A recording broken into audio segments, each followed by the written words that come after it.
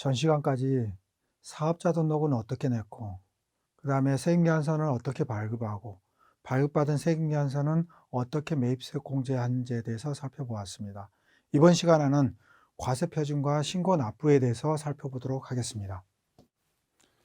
그러면 과세표준에 대해서 살펴보도록 하겠습니다. 일반적으로 매출이 발생하면은 그 매출에 대한 과세표준은 얼마가 될까요? 받은 그 대가가 될 겁니다. 그 대가는 명목이하에도 불구하고 수수료 등 이런 부분을 전부 포함한 가액이라는 것입니다. 그 대가가 과세표준이 된다는 것입니다.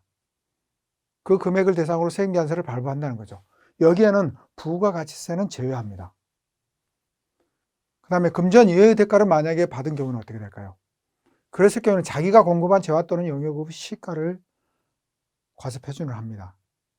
만약에 시가를 잘 모르겠다 그러면은 감정평가가액이나 기준시가가 되겠죠. 사례를 보면서 보겠습니다. 만약에 판매가액에 부가가치세 포함된 경우는 어떻게 될까요? 소비자가 만약에 가구를 1,100만 원에 판매한 경우에 어떻게 되겠습니까? 1,100만 원에서 곱하기 110분의 100이 된다는 거죠. 그래서 1.1로 나누니까 1,000만 원이 과세표준이 된다는 것입니다. 1,000만 원이. 그러면은 과세표준에서 제외되는 게 있습니다. 그 부분에 대해서 하나하나씩 살펴보도록 하겠습니다. 먼저 매출 애누리입니다. 매출 애누리는 어떤 거냐면은 백화점에서 세일 기간에 할인 가격이 있죠. 그 세일 기간의 할인 가격이 매출 애누리인 것입니다. 그 부분에 대해서는 할인 가격으로 매출을 잡아야 한다는 거죠. 그 다음에 매출된 물품이 다시 매출 환입됐을 경우에는 그것은 감해줘야겠죠. 이때는 마이너스 세액연서를 발부를 해가지고 감해주면 됩니다. 그 다음에 도달 전에 만약에 제품이 파손되거나 멸실된 경우는 당연히 제외를 해야겠죠. 그 다음에 공급과 관련 없는 국고보조금이나 공공보조금은 제외를 합니다. 예를 들어서 장애인 단체가 있습니다. 장애인 단체에 국고보조금이나 공공보조금이 들어갔다. 그랬을 경우에는 그것은 과세표준에 포함되지 않습니다. 그런데 만약에 드라마 세트장 제작자가 있습니다. 드라마 세트장 제작자가 어떤 지자체에 거기에서 드라마 세트를 제작한 다음에 그것을 기부 체납하고 받은 국고보조금은 어떻게 될까요? 그것은 과세표준에 포함시켜야 합니다. 그 다음에 공급대가의 지연으로 인해서 연체이자가 발생했을 경우에는 이것은 제외합니다. 이것은 외상으로 판매했을 경우에 일정 기간 동안에 대금을 지불하려 했습니다. 근데 그것을 지불을 안 했을 경우에는 나중에 연체이자가 붙는다는 거죠. 그것은 당연히 제외를 시켜야겠죠. 그 다음에 매출 할인액입니다. 매출 할인액은 내가 외상으로 판매를 했습니다. 그런데 만약에 일정 기간 내에 돈을 주기로 했습니다. 그런데 일정 기간 내보다 더 빨리 주는 경우, 그랬을 경우는 깎아줘야겠죠. 그 깎아주는 금액에 대해서는 매출에서 제외를 해줄게. 그 내용입니다. 이것도 마찬가지로 마이너스 세액연서를 발부함으로써 감을 하면 됩니다. 그 다음에 반환 조건 용기대금이나 포장 비용이 포함되어 있더라. 그러면 당연히 빼야겠죠.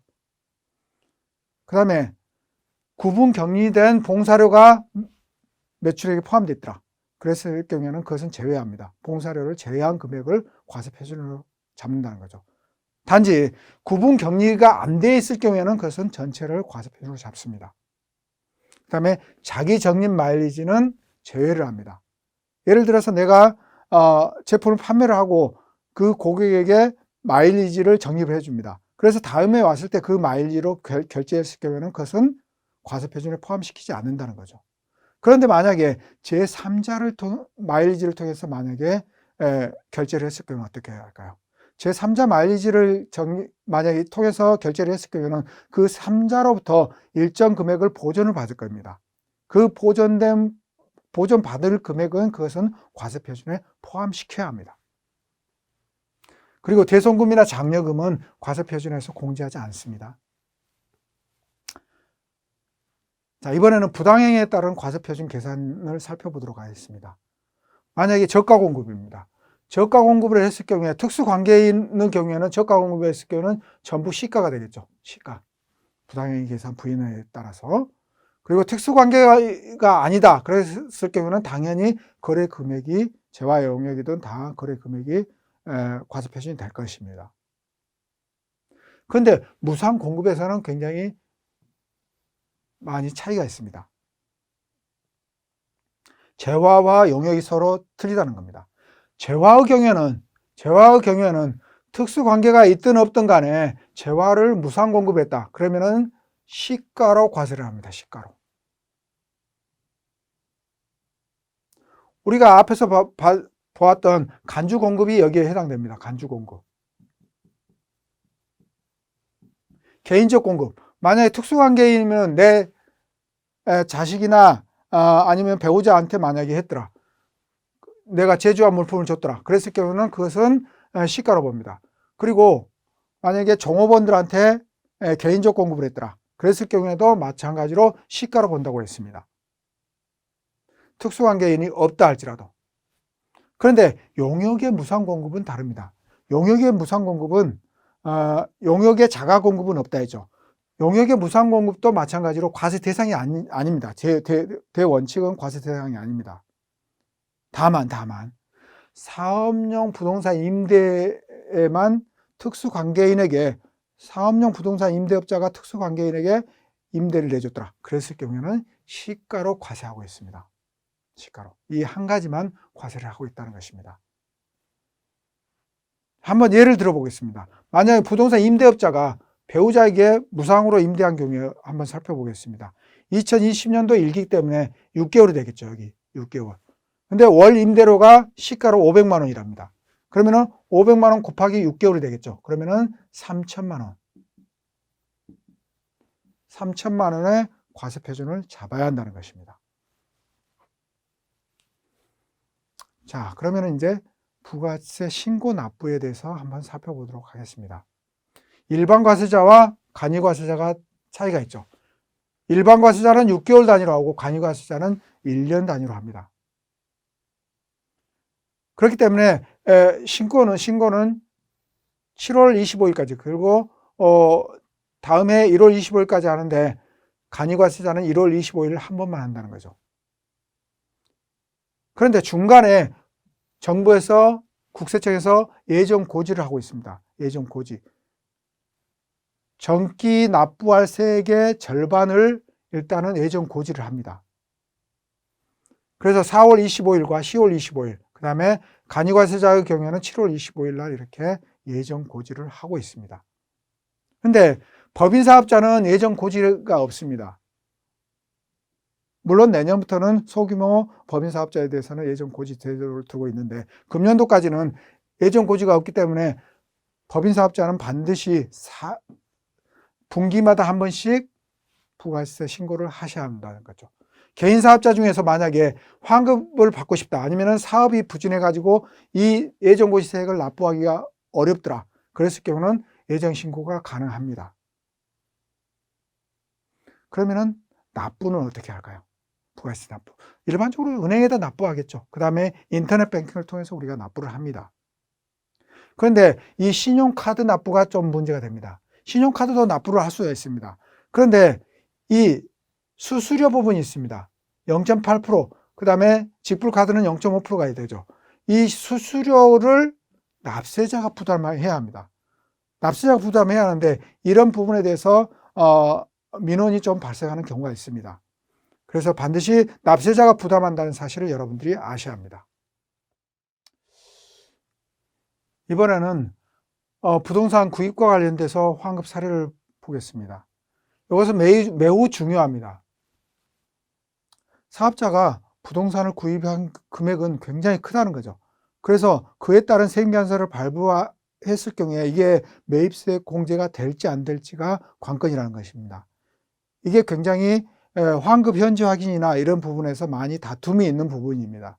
이런 부분에 대해서 한번 자세히 살펴보도록 하겠습니다. 2월 4일 날 상가 건물을 100억 원에 취득했습니다. 그래서 부동산 임대업을 개시를 했죠. 그래서 건물분 40억 원에 대해서 세금연서를 발급받고 예정신고를 했습니다. 그랬을 경우에 이 4억 원에 대해서 매입세 공제가 될지 안 될지가 문제가 된다는 것입니다. 일반적으로 포괄적 양도양수일 경우에는 세금연서를 발부를 하면 안 됩니다.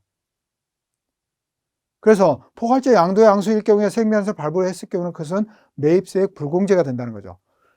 예를 들어서 만약에 지금 2월 4일이죠. 2월 4일 날 임대업을 하고 있습니다. 임대업을 하고 있으면은 미수금과 미지급금 이외에는 전부 포괄적으로 인수하면은 그것은 포괄적 양도양수로 봐가지고 세금계산서를 발부하면 안 됩니다.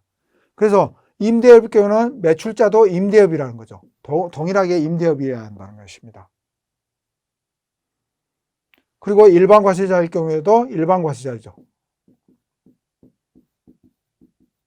일반 과세자를 유지해야 한다는 것입니다. 근데 포괄적 양도양수 계약서를 갖고 가면은 세무서에서 일반적으로 일반 과세자라면은 일반 과세자로 그대로 등록을 합니다. 그래서 가장 관건이 되는 것은 이 업종 구분입니다. 업종 구분하고 임차인들의 전원을 인수했냐, 그대로 인수했냐 안 했냐라는 것이 가장 관건입니다. 그래서 여기의 경우에는 지금 보겠습니다.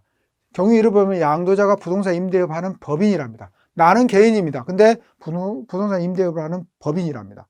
자, 개인이든 법인이든 상관없습니다. 업종이 동일하면은 그것은 포괄적 양수로 봅니다. 그래서 이거의 경우에는 임대업이 동일한 임대업이기 때문에 이거의 경우에는 포괄적 양도양수가 됩니다.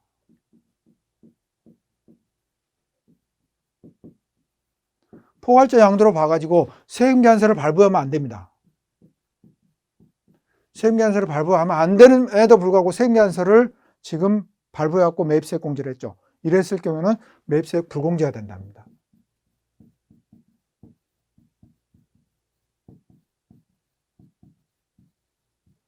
매입세액 불공제가 된답니다. 어마어마한 데미지가 된다는 것입니다. 나는 매출자한테 부가세까지 전부 해서 줬음에도 불구하고 그것을 환급받을 수 없다는 것입니다. 자, 경우 2를 보겠습니다. 양도자가 제조업 개인이랍니다. 양도자가 여기가 제조업이랍니다. 제조업인데 나는 임대업이죠. 자, 업종이 틀립니다. 그러면 포괄적 양도양수에 해당되지 않겠죠. 그러면은 반드시 세금계산서를 발부를 해야 합니다. 그래서 이거의 경우에는 환급이 가능하죠. 환급이 가능합니다. 자, 마지막 세 번째로 보겠습니다. 이것은 기준시가로 만약에 안분했을 때 건물 가액이 20억 원이랍니다. 작년도부터 새로 들어온 법률에 들어온 건데요. 만약에 기준시가로 안분한 가액이 실제로 안분한 가액보다 30% 이상 차이 난다. 그러면은 실제로 안분한 가액을 무시를 하고 기준시가로 안분한 가액을 적용을 하겠다라고 법을 변경을 했습니다. 그래서 이거 경우는 일반적으로 장부 가액을 기준으로 해서 안분을 한 경우가 많이 있습니다. 사실은 기업체에서는.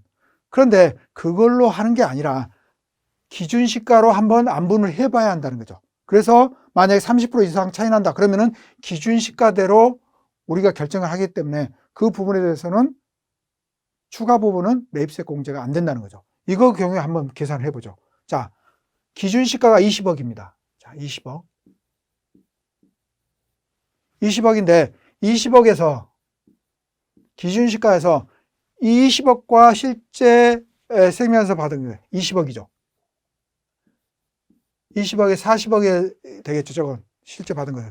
그랬을 경우는 이거 경우에는 곱하기 100% 하게 되면은 이거 경우는 100%가 나옵니다. 그래서 30%가 초과되죠. 30%가 초과되기 때문에 이거 보면은 40억을 인정을 못하고 20억만 인정을 합니다. 그래서 2억 원만 환급됩니다.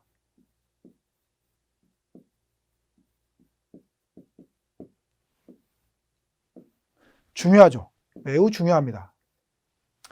이 부분을 여러분들이 자세히 알아보셔가지고 실제로 사업하는데 처음부터 불이익 당하지 않는 그런 사업자가 되었으면 좋겠습니다. 자, 이번에는 예정신고 누락분을 확정신고 때 했을 경우에 가산세 적용을 한번 살펴보도록 하겠습니다. 먼저 매출 누락이 있을 수 있고 그 다음에 매입 누락이 있을 수 있습니다. 하나하나씩 살펴보겠습니다. 매출 누락이 있었을 경우에 2020년도 3월 10일 날 1,000만 원의 매출 누락이 있었을 경우에 이 부분에 대해서 가산세는 어떻게 적용되는지 살펴보겠습니다. 먼저 본세는 100만 원이 되겠죠. 본세는 100만 원이 될 겁니다. 본세. 그 다음에 이렇게 수정신고를 할 때는 여러분들이 고려해야 할 가산세가 있습니다. 3종 세트에서 첫째, 세금계산서 관련 가산세.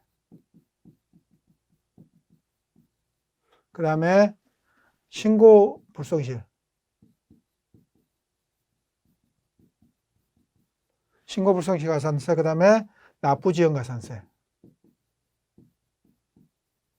납부지연 가산세. 이 세 가지는 반드시 여러분들이 고려하고 수정신고나 이런 걸 해야 합니다. 자, 그러면은 세금계산서 관련 가산세를 보겠습니다. 1,000만 원에 대해서 지금 합계표를 지연 제출했죠. 합계표를 지연 제출했기 때문에 0.3%가 될 겁니다. 그러면 이것은 3만 원이 될 겁니다. 자, 그렇지만은 만약에 전자세금계산서를 신고했다. 그랬을 경우는 전자세금계산서를 신고했을 경우는 세금계산서 합계표 관련 가산세는 부과되지 않겠죠. 그 다음에 신고불성시 가산세입니다. 신고불성시 가산세는 이 납부세 100만 원에 대해서 10%가 되겠죠. 10%가 되는데 금년도에는 예정신고분을 확정신고했을 경우에는 90%의 감면 규정이 있습니다. 수정신고했을 경우에 90% 감면 규정이 있으므로 여기에서 1-0.9가 되겠습니다. 0.1%만 세금을 낸다는 거죠. 그래서 원래 10만 원임에도 불구하고 여기서 만 원만 납부를 합니다. 다음 납부지연가산세를 보겠습니다. 납부지연가산세는 지금 100만 원에 대해서 100만 원에 대해서 일수는 지금 4월 26일부터 7월 25일까지이므로 이것에 대해서는 91일이 될 겁니다. 91일 곱하기 0.025%가 되겠죠. 이걸 계산하면은 22,750원이 될 겁니다. 자, 그러면은 이 1,000만 원을 누락했을 경우엔 추가로 납부할 세액은 얼마일까요? 자, 100만 원에서 만 원. 그 다음에 여기 만약에 전자세금계산서로 제출했다면은 이건 제외를 한다면은 100만 원에서 132,750원이 됩니다.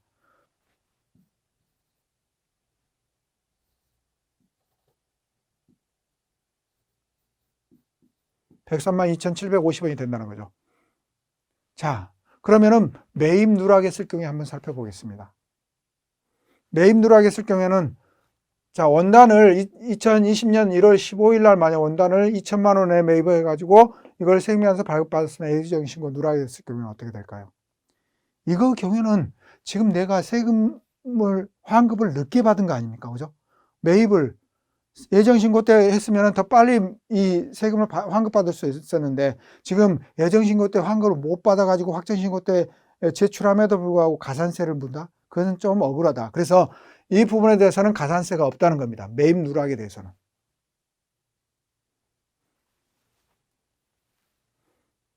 자, 지금까지 이제 부가세를 신고하고 납부하고 이런 부분에 대해서 살펴보았습니다. 그러면은 이제 영세율 제도와 면세 제도에 대해서 한번 살펴보도록 하겠습니다. 영세율 제도란 뭘까요? 영세율 제도라면 부가세 원래 10%인데 이것을 0%로 하는 겁니다. 0%로 적용한다는 거죠.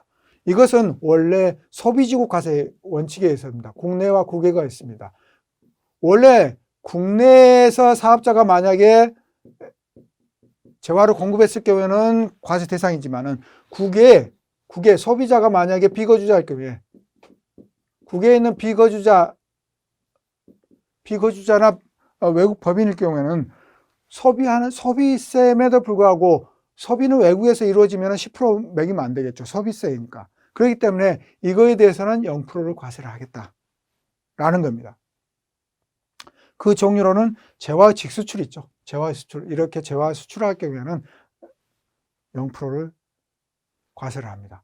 그 다음에 용역의 국외 공급도 마찬가지죠. 국외에서 용역을 공급했을 경우에. 그 다음에 선박 항공기를 만약에 외국 항행했을 경우에 이것도 마찬가지로 영세율을 적용해 줘야겠죠. 그다음에 이것은 외화 획득 목적으로 이제 국내에서 이루어지지만은 외화 획득 목적, 조세 정책적인 목적이죠. 그것 때문에 영세율을 적용하는 겁니다. 외화로 받았을 경우에는 그것은 영세율을 해줄게. 국내에서 거래가 이루어졌지만은 그것은 외화를 받았을 경우에는 그것은 일정 부분에 비거주자나 외국 법인에 대해서 외화로 받았을 경우에는 그것은 영세율을 적용해 줄게 하는 겁니다. 그 다음에 조세 정책적인 목적으로 영세율을 적용하는 것은 방위산업물자나 이런 것들은 아니면 농업용 기자재 이런 것들에 대해서는 조세 정책적인 목적상 영세율을 적용하고 있습니다. 예를 보겠습니다. 기계장치를 만약에 1,000만 원을 판매한 경우에 부가세액은 얼마가 될까요? 국내에다 판매를 했으면 당연히 10%죠. 10%면은 100만 원이 되겠죠. 100만 원. 100만 원이 될 겁니다. 만약에 외국에 수출했다 그러면은 0원이 된다는 거죠. 1,000만 원에 1,000만 원 곱하기 0%가 돼가지고 0원이 된다는 겁니다. 0원. 자, 그러면 이제 면세 제도에 대해서 살펴보도록 하겠습니다. 원래 재화 용역에 대해서는 모든 재화 용역은 과세 대상입니다. 재산적 가치가 있는 모든 재화 용역은 과세 대상입니다. 그럼에도 불구하고 면세 규정을 두고 있습니다. 열거 항목이죠. 이 열거하는 항목들에 대해서는 부가세를 면제해 줄게 라는 조세 정책적인 목적이 있다는 것입니다. 그래서 대표적인 게 기초생활 필수품이죠. 그 다음에 대중교통이 될 겁니다. 만약 쌀이나 이런 거죠. 쌀이 없으면 우리가 살기가 힘들겠죠. 그죠? 이런 거 싼 이유가 있습니다. 만약에 우리가 전철을 타고 있습니다. 전철을 타고 다니는 것은 가격이 쌉니까? 비쌉니까? 싸죠. 굉장히. 그것은 대중교통으로서 이용하는 전철이기 때문에 쌉니다. 근데 만약에 기차를 탄다. 그랬을 경우에는 여행용 기차를 탔을 경우에는 그것은 좀 비쌉니다. 그것은 부가가치세가 포함되어 있다고 봅니다. 그래서 일반 버스도 마찬가지입니다. 일반 버스는 싸죠. 싼 이유는 다 부가가치세가 없기 때문에, 안 붙기 때문에 그렇습니다. 그래서 고속버스는, 우등고속은 비싸죠. 그것은 부가세가 붙기 때문에 그렇게 비싸다는 겁니다. 그 다음에 국민후생 관련 영역입니다. 의료보건이나 이런 것은 당연히 면세를 해야겠죠. 그죠? 그래서 국민을 어떤 의료나 보건에서 보호를 해줘야겠죠. 그 다음에 교육이나 문화, 예술 이런 부분에 대해서도 면세를 하고 있습니다. 그 학원이나 이런 데 있죠. 그죠? 그 다음에 부가세 생산 요소 관련, 토지 관련이나 아니면은 금융 관련, 그 다음에 인적 영역 관련, 은행이나 이런 것도 다 면세합니다. 그리고 만약에 토지 관련 매입세액도 토지도 매매를 했을 경우에는 그것은 면세를 합니다. 그 다음에 국가 등이 공급하는 재화 영역이 있습니다. 국가 등이 재화 영역을 공급했을 때는 원래는 과세를 해야 합니다. 그렇지만은 국가가 납부하고 국가가 벌어들이는 그런 결과가 되기 때문에 그것은 면세를 하고 있습니다. 그래서 그런데 이 국가가 공급하는 재화 영역 중에서 일반 민간 업체와 경쟁 관계에 있는 만약 택배나 이런 부분에 대해서는 부동산 임대나 이런 부분에 대해서는 과세를 하고 있습니다. 민간 업체와 경쟁 관계에 있을 경우에는 만약에 국가가 더 싸게 되면 안 되기 때문에 그 부분에 대해서는 과세를 하고 있습니다. 기타 조세 정책적인 목적에 의해서 면세를 두고 있는 게 있습니다. 한번 식료품에 대해서 가장 기초적인 개념의 이해를 위해서 우리가 한번 식료품에 대해서 과세인지 면세인지에 대해서 한번 살펴보도록 하겠습니다. 만약에 밀을 그냥 빻게 되면은 밀가루가 됩니다.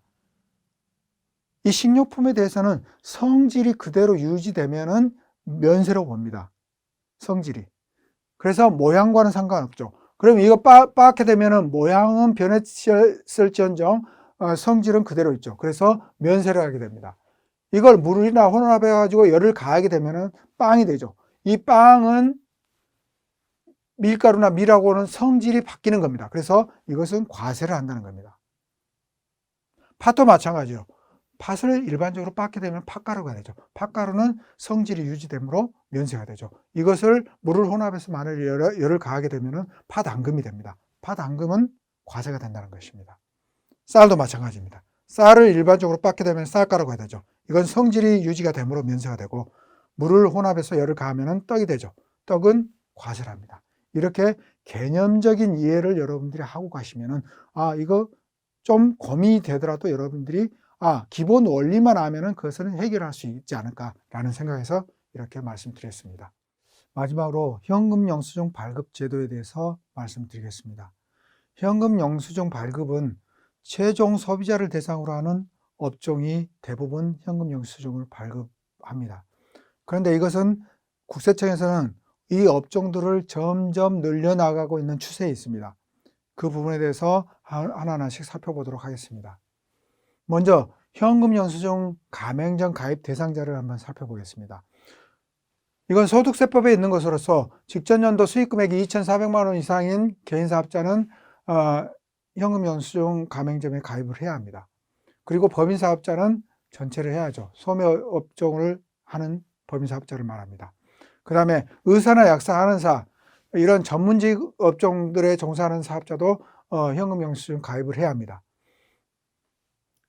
그리고 신규 사업자는 사업 개시일로부터 60일 이내에 가입을 해야 합니다. 그리고 계속 사업자 경우는 직전 연도 만약에 수익금액이 2,400만 원 이상이 된 경우에 당해년도 사업연도 사업 개시일로부터 3개월 이내, 그러니까 3월 31일까지 가입을 하면 됩니다. 그리고 국세청에서는 의무 가입 대상자를 계속 추가하고 있습니다. 연도별로 추가를 했죠.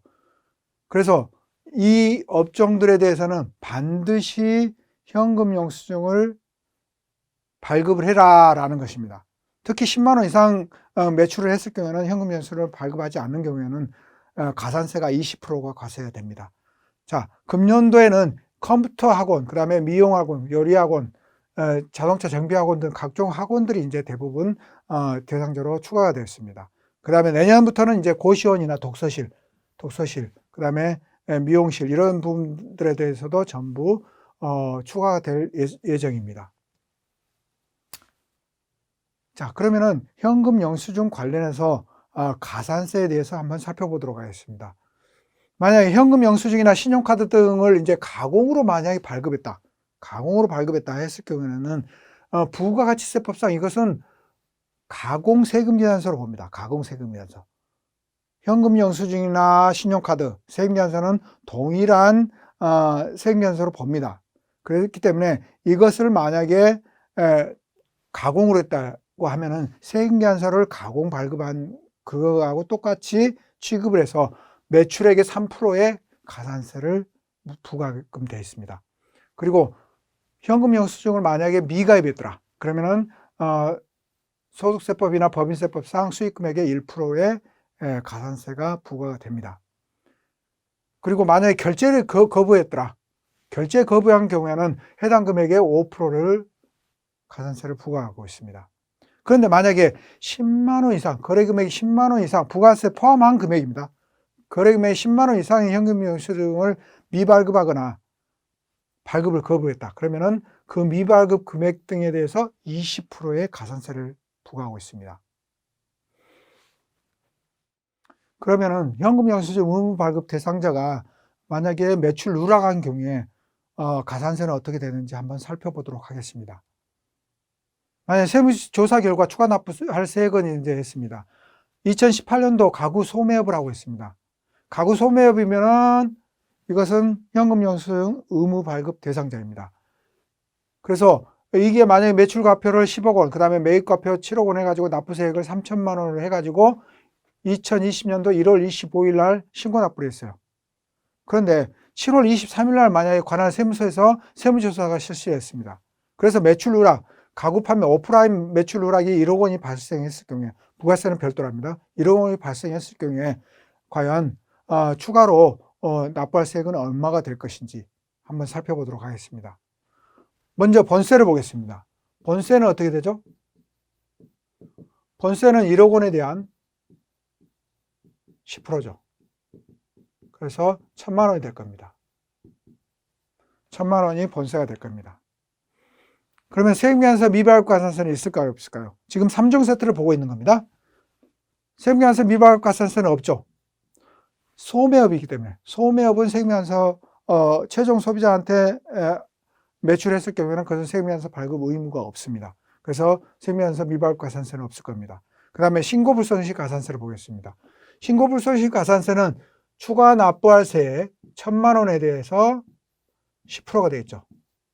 이것은 감면 규정이 없죠. 왜요? 세무서에서 조사 나가가지고 적출한 거기 때문에 수정신고나 이런 게 아니기 때문에 가산세 감면이 없습니다. 자, 그 다음에 납부불성실을 보겠습니다.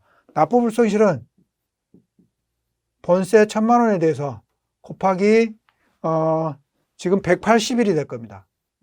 180일 곱하기 0.025% 이렇게 하게 됩니다. 그러면은 45만 원이 나올 겁니다. 45만 원이 나오죠.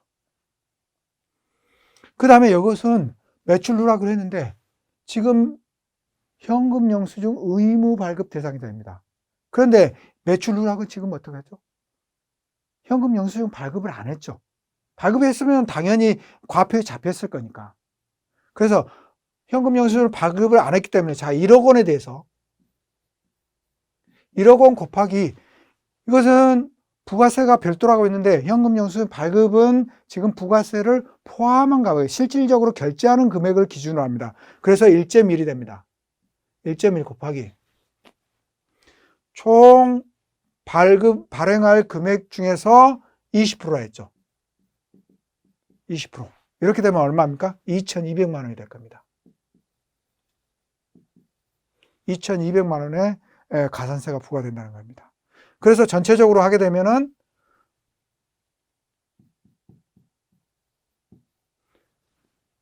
3,200만 원에서 3,300만 원, 3,345만 원의 추가 납부할세액이 나온다는 것입니다. 1억 원을 누락을 했는데 3,300만 원 이상이 고지가 된다는 것입니다. 그래서 이런 현금 영수증 의무 발급 업종은 이렇게 매출 누락했을 경우에는 엄청난 데미지를 입을 수도 있다라는 것입니다. 자, 이상으로 여러분들에게 처음에 사업자 등록을 어떻게 냈고 개인이 유리한지 법인이 유리한지, 그 다음에 개인 사업자 중에서도 일반 과세자가 유리한지 간이 과세자가 유리한지에 대해서 살펴보았고, 그 다음에 사업자 등록을 어떻게 냈고, 그 다음에 세액미안서는 어떻게 발급을 하고, 그 다음에 발급받은 세액미안서는 어떻게 매입세 공제하고 매입세 공제 안 되는 것들은 어떤 것들이 있는지, 그리고 부가세 과세표준 신고는 어떻게 하는지에 대해서 살펴보았고, 그에 따른 가산세 부분도 여러분들하고 살펴보았습니다. 그리고 영세율 제도와 면세 제도, 그 다음에 현금 영수증 발급 제도에 대해서 살펴보았습니다. 이러한 여러 가지를 부가세에 대해서 살펴보았는데 여러분들에게 많이 도움됐으면 감사하겠습니다. 이상으로 마치겠습니다.